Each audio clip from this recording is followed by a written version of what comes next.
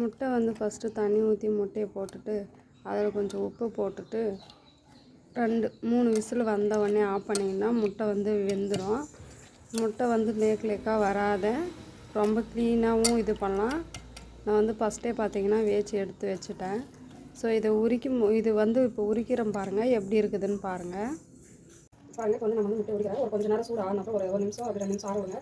ஆற விட்டு முட்டை உரிச்சிங்கன்னா பாருங்கள் எவ்வளோ க்ளீனாக வரும்னு.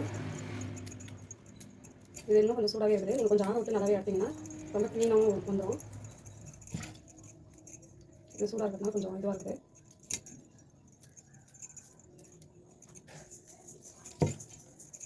நீங்கள் ஆற விட்டுட்டு சில எடுத்திங்கன்னா ரொம்ப ஈஸியாகவே வந்துடும். எனக்கு கமெண்ட் பண்ணி சொல்லுங்கள்.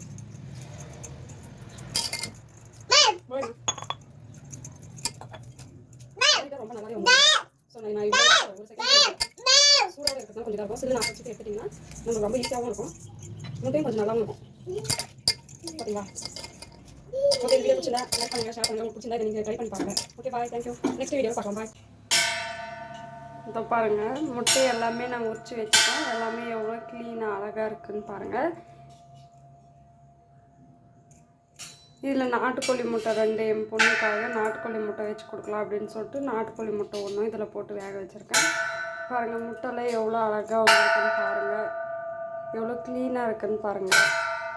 ஸோ இந்த மாதிரி வேக வச்சுட்டு ஒரு 3 விசில் விட்டு ஆஃப் பண்ணிட்டீங்க, ஆற வச்சு எடுத்திங்கன்னா ரொம்ப க்ளீனாக வந்துடும். ஸோ இந்த மாதிரி மட்டும் வராது. இது சூடோடு எடுத்ததுனால இந்த மாதிரி தெரியுது.